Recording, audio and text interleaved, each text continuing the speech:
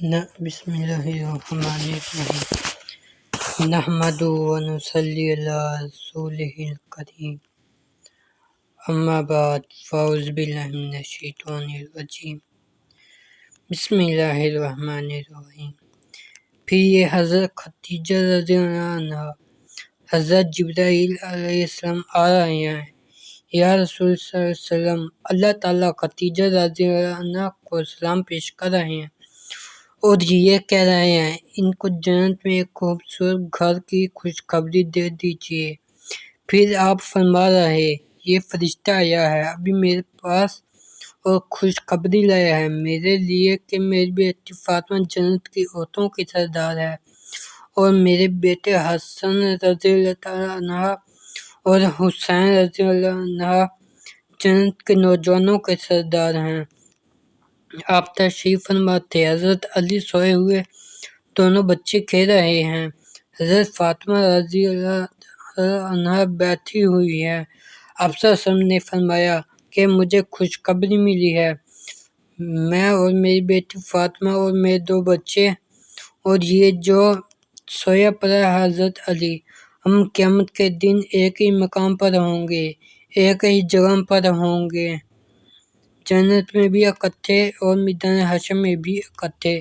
تو جن لوگوں نے اپنی جانوں کا نذرانہ پیش کیا اور اللہ کے محبوب کے پیچھے چلے، اللہ تعالیٰ نے ان کو اس طرح اونچا بنا دیا۔ اور سنو چلو، یہ تو سب قریش ہیں، یہ آل رسول ہے، یہ اہل بیت ہے، ان کا ایسا مقام تو ہونا ہی چاہیے، ان کا ایسا مقام تو ہونا ہی چاہیے، ان کا نعت تو کس کا ہو۔ اگر حسن حسین نہ شہزادے بنتے تو اور کون بنتا، اور فاطمہ جنت کی عورتوں کی سردار نہ بنتی تو اور کون بنتی۔ حضرت بلال کی سنو، جو حبشی اور کالا اور کالی کا بیٹا ہے، غلام ہے اور غلام کا بیٹا ہے۔ آپ صلی اللہ علیہ وسلم فرما رہے ہیں بلال کیا چکر ہے، جب بھی جنت میں جاتا ہوں تیرے قدموں کی آہٹ اپنے آگے آگے سنتا ہوں۔ اور سنو، آپ صلی اللہ علیہ وسلم نے فرمایا جب میں جنت میں جاؤں گا تو سب سے پہلے جنت کا دروازہ میرے لیے کھلے گا اور میں جنت کی سواری پہ سوار ہوں گا اور اس کی لگام نیچے ہوگی اور اللہ تعالیٰ کا اعلان ہوگا یہ لگام بلال کو پکڑائی جائے، اور بلال میری سواری کی لگام کو پکڑ کر میرے ساتھ جنت میں داخل ہوگا۔ یہ درجات کی بلندی ہے۔ اور سنو، آپ نے فرمایا اللہ تعالیٰ ساری دنیا کو دیدار عام کرائے گا اور میری ابوبکر کو دیدار خاص کرائے گا۔ کہا وہ دیدار کیا ہے جو خاص ہوگا؟ جنت کی سب سے بڑی نعمت اللہ کی زیارت ہے۔ حور بھی پیچھے، قصور بھی پیچھے، انہار بھی پیچھے، غلمان بھی پیچھے، نعیم بھی پیچھے، ملک بھی پیچھے۔ کیا اللہ نے نقشہ کھینچا ہے؟ یہ دیکھو سرسبز لہلہاتی جنتیں، بہتے ہوئے چشمے، یہ دیکھو سرسبز اور ایسی سبز کہ سیاہی مائل ہو جائے، یہ دیکھو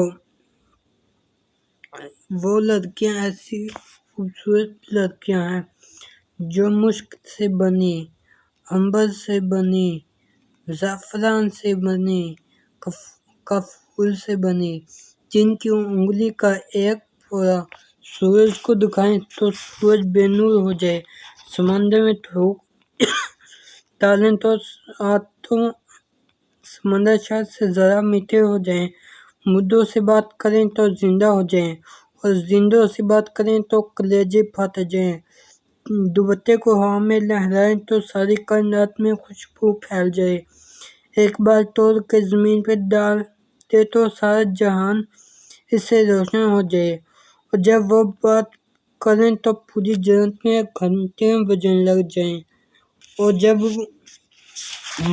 جب وہ چلتی ہے اور ایک قدم اٹھاتی ہے تو اس کے پورے وجود میں سے 1,00,000 قسم کے نازو انداز ظاہر ہوتے ہیں، نمایاں ہوتے ہیں۔ اس کا نخرہ ایسا، اس کا ناز ایسا، اس کا انداز ایسا کہ ایک قدم پر 1,00,000 قسم کے ناز و نخرے دکھاتی ہے۔ جب وہ سامنے آتی ہے تو چہرہ سامنے ہوتا ہے، جب وہ پیٹھ پھیرتی ہے تو بھی چہرہ سامنے رہتا ہے۔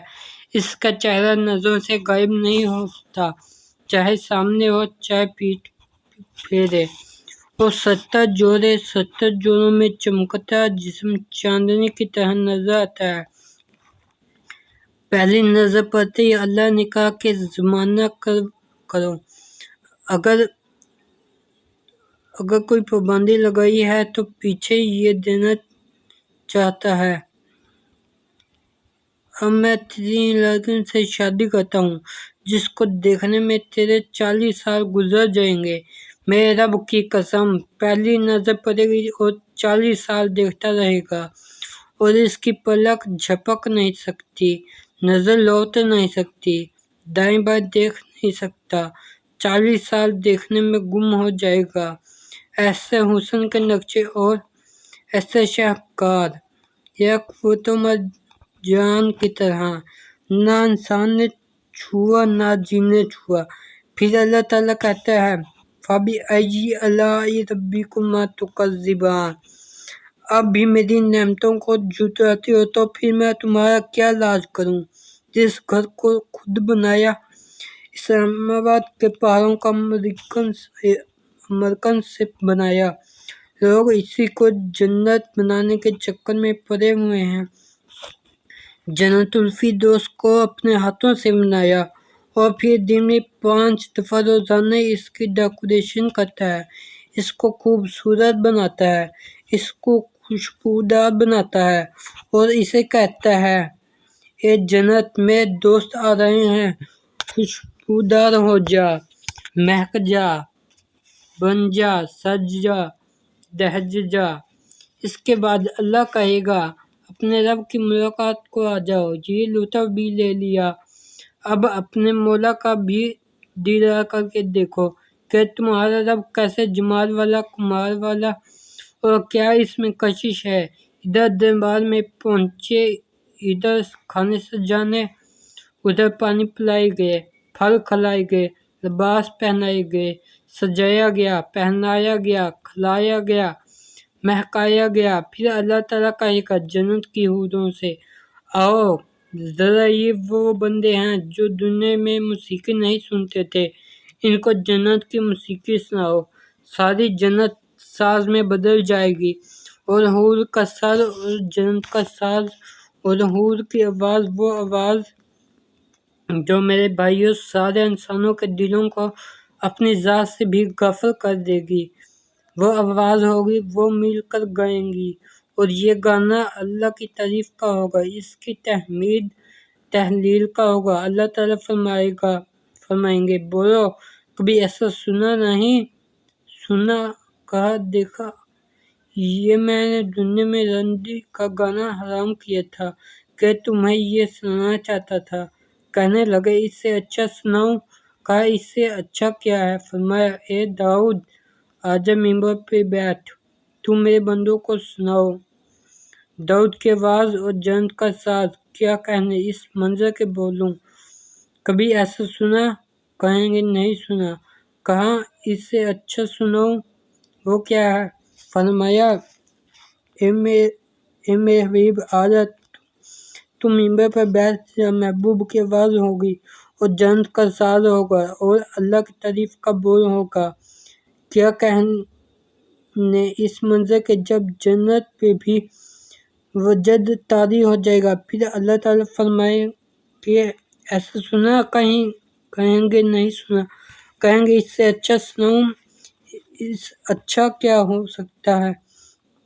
کہا اس سے اچھا تمہارا رب ہے جو تمہیں ابھی خود سنائے گا اور پردے اتار دے گا، دروازے کھول دے گا، پردے اٹھ جائیں گے اور اللہ کے سامنے ہوگا اور اللہ اپنا قرآن سنائے گا۔ آنکھیں دیدار سے لذت پا رہی ہوں گی، کان اس کی آواز سے لذت پا رہے ہوں گے، روح اس کے قلب سے سرشار ہوگی، ایسے مست ہوں گے کہ جنت بھول جائے گی، نعمتیں بھول جائیں گی، حوریں بھول جائے گی، محل بھول جائیں گے، کھانا پینا بھول جائیں گے، اور بے خود ہو کر کہیں گے اے مولا تو ایسے جمال والا، ہمیں اجازت دے، ہم تمہیں سجدہ کرنا چاہتے ہیں۔ اللہ تعالیٰ فرمائیں گے بس جو دنیا میں نمازیں پڑھی تھی وہی کافی ہیں، یہاں سجدے معاف ہیں۔ یہ نماز ایسی نہیں ہے کہ جو چھوڑ دی جائے، نماز تو چیز ذاتی فعل ہے، بیرا ترج ہے، نماز بھی کوئی ذاتی فعل ہے۔ نماز تو اجتماعی کام ہے جس کے چھوٹنے سے امتیں برباد ہوں گی۔ آج نماز کی قدر دیکھو، کہا تم نے جو دنیا میں نمازیں پڑھی تھی اس کے بدلے ہم نے تمہاری نمازیں معاف کر دی، اب تم مہمان ہو اور میں میزبان ہوں۔ یہ تو دیدار عام ہے، دیدار خاص کیا ہوگا، وہ کیا چیز ہوگی؟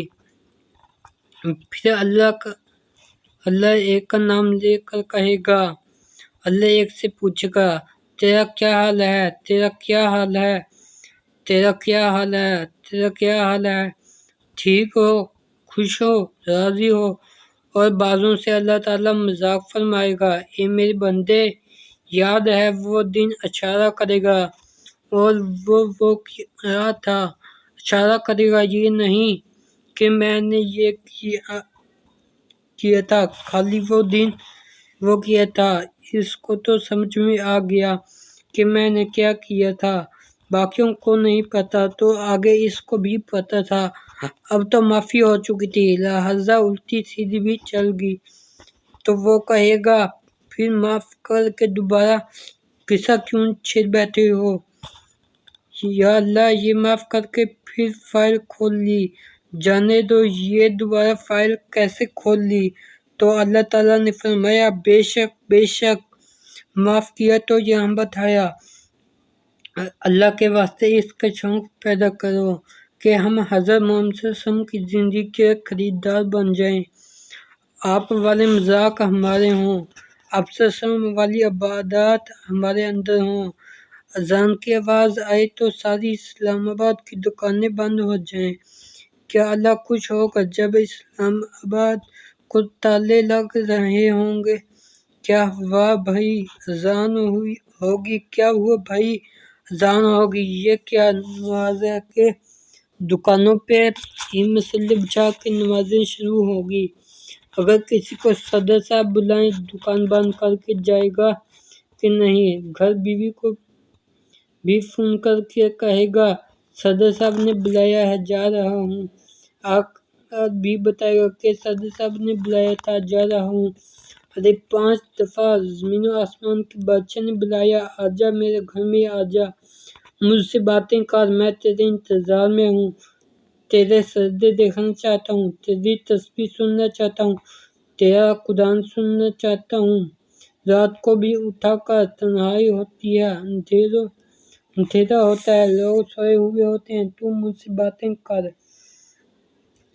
جب اسلام آباد سو جائے تو کہیں اللہ اکبر، تو پھر دیکھ میری محبت کیسے تیرے لیے ٹوٹ کر آتی ہے، سارا پنڈی بند ہو جائے، سامنے مسجد اور نماز دکان میں پڑھی جائے، یہ کون سی وفا ہے؟ کس طرح میں سمجھاؤں، کیسے یہ بات واضح کروں کہ یہ کتنی بڑی جفا ہے اپنے اللہ کے ساتھ اور اپنے رسول کے ساتھ، کہ وہ کہہ رہا ہے آجا آجا حی علی الفلاح، آجا، یہ کامیابی بڑی ہے، چھوڑ دے کاروبار، چھوڑ دے دکان، چھوڑ دے کپڑا، چھوڑ دے زیور، چھوڑ دے لوہا تانبا پیتل کی تجارت، آجا آجا، میں تیرے انتظار میں ہوں۔ تیرے آنے پہ اللہ اس ماں سے بھی زیادہ خوش ہوتا ہے جس ماں کا بچہ بگڑا ہوا، روٹھا ہوا، بھاگا ہوا، بھٹکا ہوا لوٹ کے واپس آ جائے۔ اللہ زیادہ خوش ہوتا ہے اس ماں سے جب کوئی بندہ اللہ کی طرف اٹھ کے چلتا ہے۔ سارے اسلام آباد جو بند ہو جائیں تو کیا ہوا، کہا محمدی بن گئے، بک گئے، ہم اللہ اور اس کے رسول کے غلام بن گئے، آج کے بعد ہم مسجد والے ہیں، ہم سپر مارکیٹ والے نہیں ہیں، اور ہم راجہ بازار والے نہیں ہیں، ہم مسجد والے ہیں، اللہ پکاریں گا، ہم دوڑیں گے، ہم جائیں گے، اس کے سجدے میں پر جانا، یہی تو ہماری زندگی کی مراحل ہے۔ بڑے زمانے کے بعد ایک حدیث آپ کی برکت سے یاد آ گئی۔ اللہ تعالیٰ کے محبوب نے فرمایا کہ جب کوئی بندہ زمین پہ سر رکھتا ہے سجدے میں تو اللہ تعالیٰ کہتا ہے زمین پہ نہیں، اسے کہو تو میرے قدموں میں سر رکھ کے پڑا ہے، تو کیا وہ جفا نہ ہو کہ اسلام آباد میں بے نمازی ہوں، اور یہ جفا نہ ہو کہ نمازی دکانوں میں نماز کھڑے پڑھ رہے ہوں، مسجد کی طرف دوڑو، اللہ کی طرف دیوانہ وار بھاگو، کہاں جا رہے ہو؟ اللہ نے بلایا، کیوں جا رہے ہو؟ اللہ نے بلایا، کس لیے جا رہے ہو؟ اللہ نے بلایا، محبت میں جا رہے ہو، شوق میں جا رہے ہو، عشق میں جا رہے ہو؟ اذان ہوتے ہی آپ کے چہرے کا رنگ بدل جاتا ہے۔ اذان سن کر حضرت علی جیسے شہسوار پہ شہزور دلیر پر جو خیبر کا دروازہ توڑ گئے، ایسے پہلوان پر اذان سن کر کپ کپی طاری ہو جاتی تھی، بدن پر لرزہ طاری ہو جاتا تھا، جسم کانپنے لگ جاتا تھا۔ وہ جانتے تھے کہ اللہ اکبر کی صدا کیا ہے، کس نے بلایا ہے، کس نے پکارا ہے۔ کیا بغاوت ہے میرے بھائیوں کہ دروازے کے ساتھ مسجد ہو اور اللہ بلائے اور وہی دکان پہ نماز پڑھے اور گھر میں نماز پڑھے اور جماعت قضا کر کے پڑھے۔ محمدی زندگی کی پہچان یہ ہے کہ اذان پہ سارا پنڈی بند، سارا اسلام آباد بند، سارا پشاور بند، سارا پاکستان بند۔ کیا ہوا؟ اللہ نے بلا لیا ہے، رزاق نے بلا لیا، آ جاؤ مجھ سے لے لو۔ ابو ریحانہ رضی اللہ عنہ جہاد کے سفر سے آئے، گھر میں پہنچے تو رات کی عشاء کی نماز کے بعد بیوی سے کہنے لگے 2 نفل پڑھ لوں، پھر بیٹھ کے باتیں کرتے ہیں۔ 2 نفل، اللہ اکبر۔ اب وہ بیٹھی ہوئی کہ کل ہو اللہ سے رکوع کر دے، لمبے سفر سے آیا ہے تو کوئی بیٹھ کے بات چیت ہوگی، وہ کل ہو کیا وہ تو عالم شروع ہو گئے۔ چلتے فجر کی اذان ہوئی اور ابو ریحانہ نے سلام پھیرا کہ بیوی غصے سے بفر گئی، میرا حق کہاں گیا؟ مجھے بھی تھکایا، خود بھی تھکا، ایک جدائی کا صدمہ، ایک قریبا کے طرف آیا، میرا حق کہاں ہے؟ کہنے لگے معاف کرنا، میں بھول گیا۔ کہا تیرا اللہ بھلا کرے، تو کیسے بھول گیا؟ یہاں تو چلے میں 200 میل دور بھی نہیں بھولتی، یہ ایک کمرہ میں بھول گیا، کیسے بھول گیا؟ کہا جب اللہ اکبر کہا تو سامنے جنت آ گئی تو سب بھول گیا۔ میرے بھائیو، اللہ کے واسطے ہم اس زندگی کی طرف لوٹ آئیں جس میں دنیا اور آخرت کی کامیابی چھپی ہے۔ وہ اللہ اس کے رسول کی پسندیدہ زندگی ہے۔ اللہ تعالیٰ نے حضرت محمد صلی اللہ علیہ وسلم کو جو اخلاق دیے وہ اخلاق زندہ کر دیں، جو تجھ سے توڑیں تو اس سے جوڑو، جو مانگے اس کو دو، جو ظلم کرے اسے معاف کرو۔ اللہ کا رسول فرماتا ہے دستخط کروا لو، جنت الفردوس میں گھر لے دوں گا۔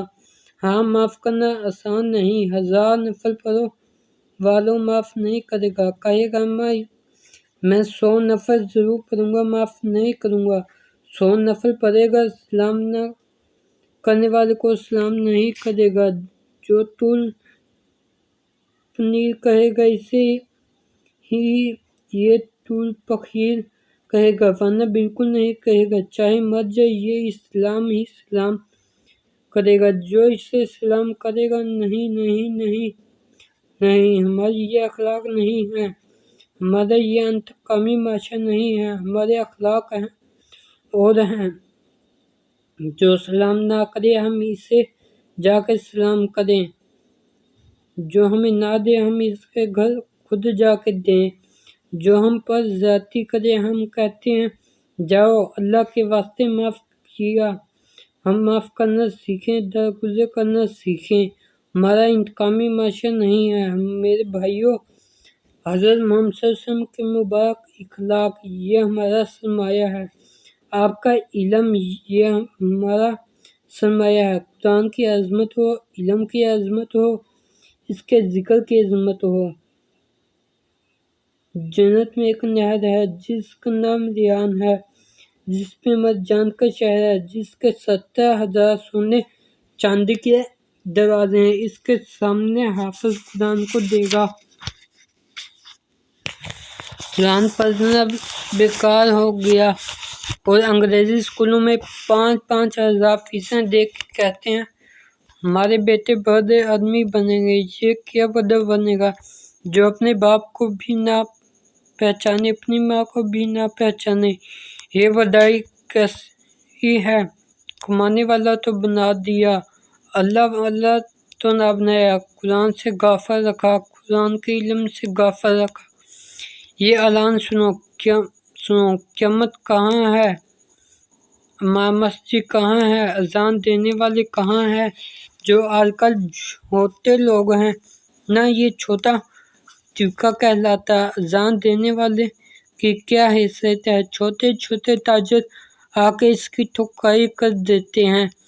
تو نے لیٹ اذان دی، امام مسجد کی کیا حیثیت ہے؟ بیچارہ ہر وقت نمازیوں کی ڈانٹ کھاتا رہتا ہے، ہر وقت نمازیوں کے نیچے دبا رہتا ہے۔ آج علماء کو کون پوچھتا ہے؟ لوگ کہتے ہیں یہ تو فرسودہ لوگ ہیں جو ہمیں پرانے زمانے کی طرف لے جانا چاہتے ہیں۔ ہم نئی روشنی کے لوگ ہیں، ہم نئی روشنی لینا چاہتے ہیں۔ کن سے؟ اندھوں سے، کن سے، جانوروں سے، کن سے روشنی لینا چاہتے ہیں؟ باطل سے اور اہل کفر سے۔ کافر کون ہے؟ اللہ تعالیٰ کہتا ہے یہ انسان نہیں ہے، جانور ہیں، یہ دیکھنے والے نہیں ہیں، یہ اندھے ہیں۔ مسلمان دیکھنے والا کافر اندھا اور مسلمان کہے کہ میرا مسئلہ تو حل کر دو، حضرت مجھے راستہ تو دکھا دو۔ یہ کیا چکر ہے؟ اللہ کا قرآن بول رہا ہے یہ میری کتاب ہے، یہ تمہارے لیے شفا ہے، یہ پتہ ہے۔ اس کا مطلب کیا لیتے ہیں؟ پیٹ میں درد ہو تو سورۃ فاتحہ گھل کے پلا دو، اور بیمار ہو گیا تو قرآن کی آیت اس کے اوپر لٹکا دے، اور بیمار ہو گیا تو آیت شفا لکھ کر پلا دو۔ صرف شفا کا مطلب اتنا سمجھا ہے کہ اتنا مطلب نہیں۔ اللہ تعالیٰ کہہ رہا ہے تمہاری معیشت بیمار ہو جائے تو اس کی شفا بھی میرے قرآن میں موجود ہے۔ تمہارا جسم بیمار ہو جائے تو اس کی شفا بھی ہے۔ تمہاری تجارت بیمار ہو جائے تو اس کی شفا بھی ہے۔ تمہارا لین دین بیمار ہو جائے تو اس کی شفا بھی ہے۔ تمہارا ملک بیمار ہو جائے تو اس کی شفا بھی ہے۔ تمہارا اجتماعی مسئلہ بیمار ہو جائے تو اس کی شفا بھی قرآن ہے۔ تمہاری انفرادی مسئلہ بیمار ہو جائے تو اس کی شفا بھی قرآن ہے۔ تمہاری عدالت بیمار ہو جائے تو اس کی شفا بھی قرآن ہے۔ تمہارے وکیل بیمار ہو جائیں، تمہارے ڈاکٹر بیمار ہو جائیں، تمہارے مزدور بیمار ہو جائیں، امت کا ہر مسئلہ، اجتماعی ہو انفرادی ہو، مال کا ہو سیاست کا ہو، عدالت کا ہو تجارت کا ہو، صدارت کا ہو حکومت کا ہو، ہر مسئلے کی شفا قرآن ہے۔ صرف تلاوت کے لیے نہیں اور برکت کے لیے نہیں ہے۔ دکان کھولی، سپر مارکیٹ میں قاری صاحب بچے بھیجے، قرآن پڑھانا ہے۔ آج قرآن پڑھا، کل سود کا کاروبار شروع کیا تو قرآن کیسے برکت دے گا؟ قرآن شفا ہے تو اعلان ہوگا۔ تو آج تم قرآن کو سمجھنا، قرآن پڑھنا، قرآن پڑھانا، قرآن سے شفا لینا، یہ تو آج دستور ہی نہیں۔ علماء کہاں جا رہے ہیں؟ حاضر البیک موجود ہیں۔ اذان دینے والے کہاں ہیں؟ اسلام آباد کی مسجدوں کے مؤذن جو چھوٹے چھوٹے کمروں میں رہتے ہیں اور قاری صاحبان کہاں ہے، فقہا کہاں ہے، اذان دینے والے کہاں ہے اور مؤذن کہاں ہے، امام مسجد کہاں ہے؟ کہا یہ موجود ہیں۔ کہا باہر آ جاؤ سب سے، ان کو ایسے نکالا جائے گا اور یہ اس طرح آ رہے ہوں گے جیسے بادشاہ اپنی رعایا میں سے چل کر آتا ہے۔ اللہ تعالیٰ کہے گا ممبر بچھاؤ، بیٹھ جاؤ، بیٹھ گئے، بچھ گئے۔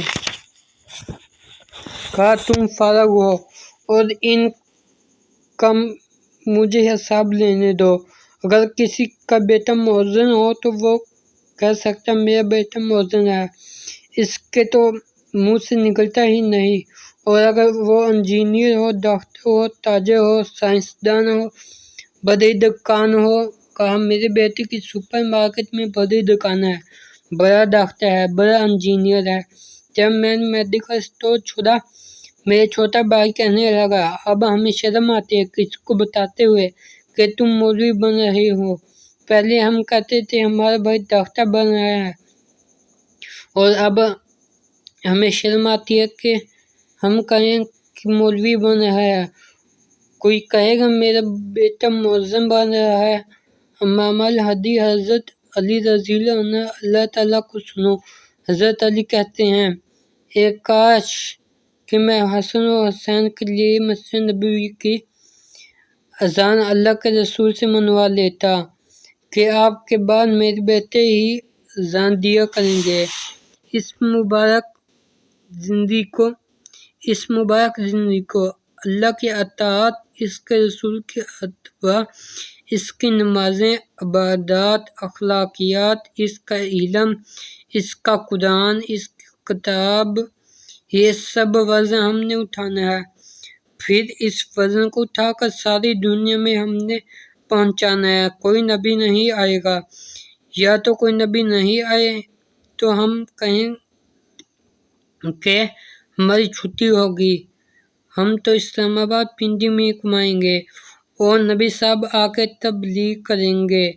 اب نبوت کا دروازہ تو بند ہو گیا، جو نبوت کو آپ کے بعد مانے تو کافر ہیں۔ نبوت کا دروازہ بند ہے اور پیغام میں نبوت باقی ہے۔ آپ 23 سال دنیا میں رہے اور اللہ کے پاس چلے گئے، ساری دنیا خالی پڑی ہے۔ کون اللہ کا پیغام سنائے، کون جا کر ان کو دعوت دے؟ ہم صرف اسلام آباد میں تبلیغ کریں گے، ہم پنڈی میں تبلیغ کریں گے، ہم ملتان میں تبلیغ کریں گے۔ سارا عالم ہماری محنت کا میدان ہے کہ ہمارے نبی نے ہمیں سارے عالم کو کہا میرے اللہ نے مجھے سارے جہانوں کا نبی بنا کر بھیجا کہ میرا پیغام آگے پہنچاؤ، میری بات غیب تک شاید پہنچا دے، میری ایک بات بھی تمہیں آتی ہے تو پہنچا دو۔ یہاں عمل ہونے کی شرط بھی ہٹا دی، اس میں عمل کی بھی شرط ہٹا دی کہ عمل ہو تو پہنچاؤ اور عمل نہ ہو تو مت پہنچاؤ، یہ بھی شرط ہٹا دی، اس میں یہ شرط بھی ہٹا دی عمل ہو تو تبلیغ کرو، عمل ہو تو تبلیغ کرو، نہیں تو نہ کرو۔ اگر اللہ کا رسول عالم تبلیغ کرتے ہو اور ہم سب کی چھٹی ہوتی ہے، ہم تو عالم ہی نہیں، عمل والے ہی تبلیغ کریں، بے عمل تبلیغ نہ کریں تو بھی ہماری چھٹی ہوتی۔ ایک لفظ بولا، کیا خوبصورت لفظ بولا، کیا آپ کی فصاحت کا کمال ہے کہ لفظ شہادت کا معجزہ ہے کہ اس نے امت کا کسی فرد کا نہیں چھوڑا، عالم کو نہیں چھوڑا، جاہل کو نہیں چھوڑا، عمل والے کو نہیں چھوڑا، بے عمل کو نہیں چھوڑا، پیسے والے کو نہیں چھوڑا، فقیر کو نہیں چھوڑا، سب کو باندھ دیا کہ ساری دنیا میں اللہ کا پیغام پہنچانا اس امت کے ہر مرد و عورت کے ذمہ ہے۔ تبلیغی جماعت ہمیں تبلیغ کا کام نہیں دے رہی، تبلیغ کا کام ہمیں اللہ دے رہا ہے۔ اللہ تعالیٰ نے اس کے لیے نظام چلایا، پہلے دن مکمل کیا، پہلا کام یہ کیا کہ اس کو مکمل کیا۔ اب اس میں کمی نہیں، زیادتی نہیں۔ دوسرا کام یہ کیا کہ اس کی حفاظت کی۔ ہم نے قرآن کو اتارا، ہم نے اس کی حفاظت کا ذمہ لیا۔ اب یہ قرآن میں نہ کوئی زیادتی ہو سکتی ہے، نہ کمی ہو سکتی ہے، نہ میں اس میں تحریف ہے، نہ اس کو بدلا جا سکتا ہے۔ یہ ساری آیات بتاتی ہیں قرآن کی حفاظت ہے، مکمل کیا ہے، محفوظ کیا۔ پھر ایک ایسی جماعت تیار کی جنہوں نے اس پیغام کو گلے لگایا۔ پھر اس جماعت کی اللہ نے خود تصویر کی کہ یہ جماعت وہ ہے جس سے میں خود راضی ہوں۔ یہ آیت آخری دنوں کی ہے۔ ان میں دو جماعتیں تو بنائی۔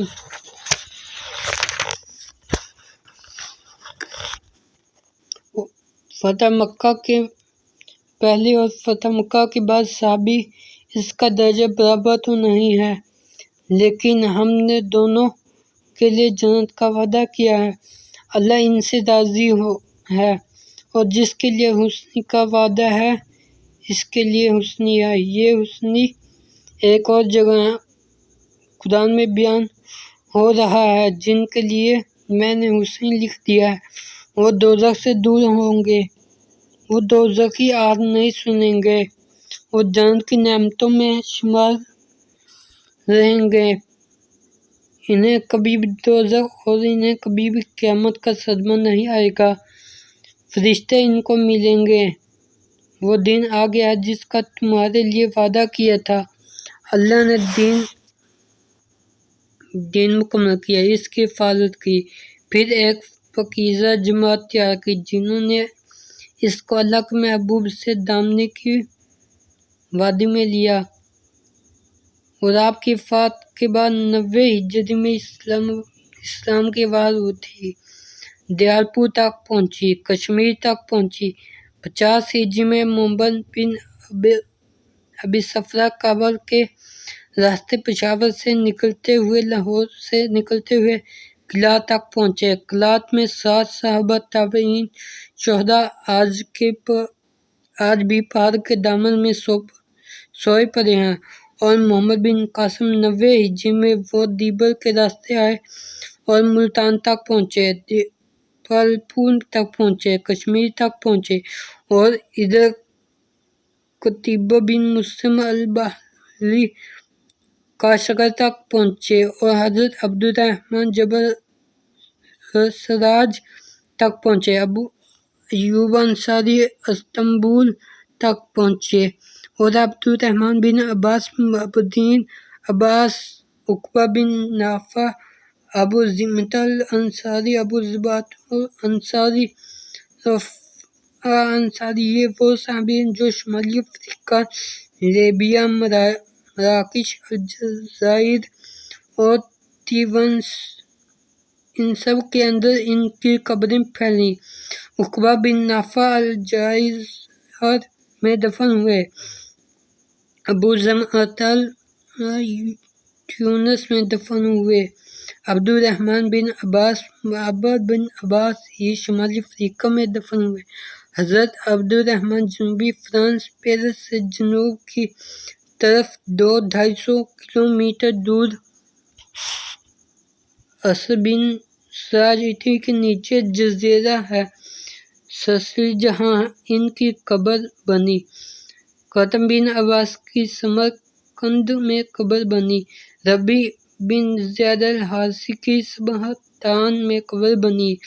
ابو ایوب انصاری کی استنبول میں قبر بنی۔ ابو طلحہ انصاری کی بحیرہ روم میں قبر بنی۔ برا بن مالک کی تستر میں قبر بنی۔ نعمان ابن مقرون کی نہاون میں قبر بنی۔ عمرو بن معد یثرب کی نہاون میں قبر بنی۔ ابو رافع غفاری کی خراسان میں قبر بنی۔ عبدالرحمن بن قاسم کی خراسان میں قبر بنی۔ اس وقت یہ افغانستان کا حصہ تھا۔ یہ دیکھو ان کی قبروں کا نیٹ ورک۔ یا کس طرح اللہ کے نام پہ قربان ہوتے ہوتے دنیا میں زمین میں چھپ گئے اور اللہ کا کلمہ بلند ہوا۔